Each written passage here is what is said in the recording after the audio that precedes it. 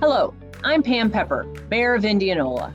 Today I'd like to tell you about what's happening in our wonderful city. We'll start with some background information about Indianola. Then we'll go over our major achievements of 2020. Finally, we'll wrap by revealing some exciting news about the future of our community. Whether you're a resident, developer, contractor, local business owner, or someone who just wants to learn more about our town, I'm excited that you're here. And I can't wait to tell you about our community of Indianola. Let's start with the basics.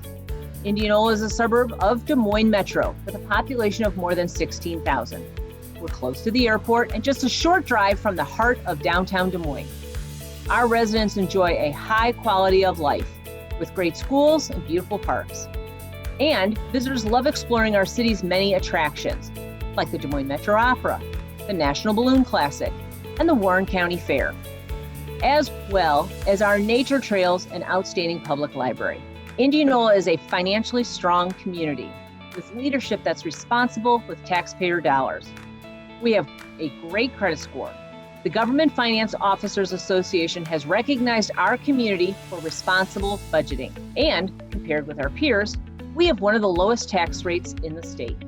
Here in Indianola, we are taking necessary steps to ensure the integrity of our infrastructure, with some exciting improvements in the works. One example is our new state-of-the-art sewer plant. This plant is designed to meet the state's new and stricter guidelines for sewer plants. Once completed, the plant will be one of only a handful like it in the state. Rather than waiting, we are being proactive and investing in this important infrastructure now.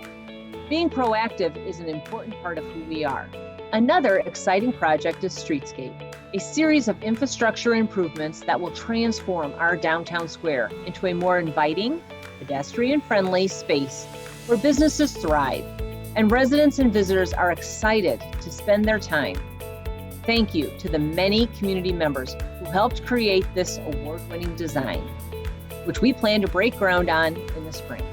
For me, one of the most amazing parts of living in Indianola is watching how our community grows and transforms over time, while maintaining the characteristics that make us unique. With all the families and businesses moving to Indianola, developers have invested in permits valued at nearly $200 million over the last 5 years.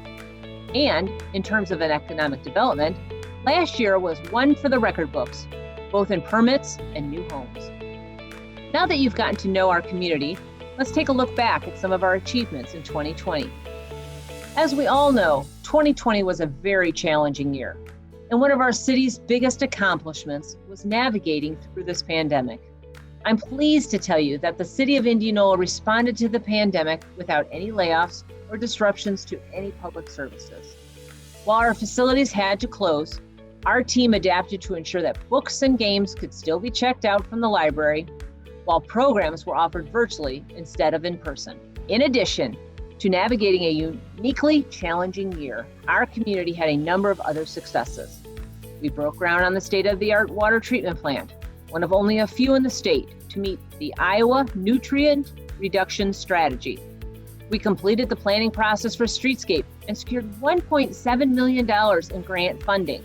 We continued to build our vision for Indianola with our award-winning comprehensive plan, a long-range policy guide for the development of our community. This plan includes several key recommendations, which we have already begun implementing. And finally, in 2020, we completed a pair of multi-year studies of Indianola's roads and stormwater systems. With these studies, we can continue to invest wisely in a vital infrastructure with data-driven decisions. 2020 was a challenging year, but it was a challenge to our community, and the city organization faced it head-on, together. As a result, we are primed and ready for the future. Speaking of the future, let's talk about what's coming up in 2021. This year is all about building on our momentum. First, we're continuing to work on the projects I mentioned, including our new wastewater plant and our exciting downtown streetscape project, which we plan to break ground on this year. We are also evaluating and developing plans to address our growing city's needs.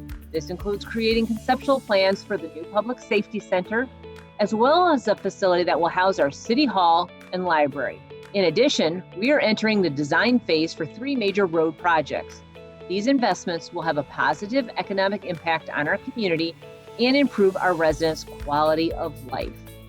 As our community grows, we are continuing to modernize local policies, including development codes and rental housing regulations.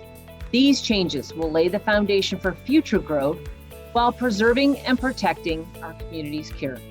By planning ahead for these critical investments, we ensure that our community can maintain a high quality of life for our residents and a strong economy for our businesses, now and in the future. I'd like to wrap this up by thanking everyone who is listening for being a part of the Indianola community. I'd especially like to thank Indianola residents and members of our business community for working with us as we navigated a challenging year, as well as the developers and contractors who have invested and are looking to invest in our community. Here in Indianola, we know that our community is special. There's nowhere else quite like it. And we welcome you to join us as we continue to build our vision for tomorrow. Thank you so much for listening.